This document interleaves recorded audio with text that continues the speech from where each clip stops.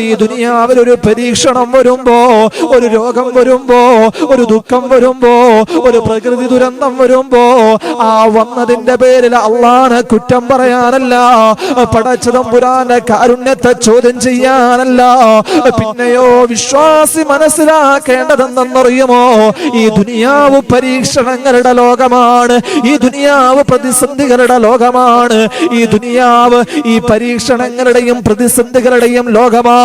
ഈ പരീക്ഷണങ്ങളിൽ ആരാണോ വിജയിക്കുന്നത് അവർക്കാണ് നാളെ ദാറുൽ ജസാ, പ്രതിഫലങ്ങൾ മാത്രമുള്ള ലോകം, പ്രതിഫലങ്ങൾ മാത്രമുള്ള ലോകം, അത് പരലോകമാണെന്ന് ഹബീബായ നബി മുഹമ്മദ് മുസ്തഫ. അതാണ് റബ്ബ് പറഞ്ഞത്, വബശ്ശിരി സ്വാബിരീൻ.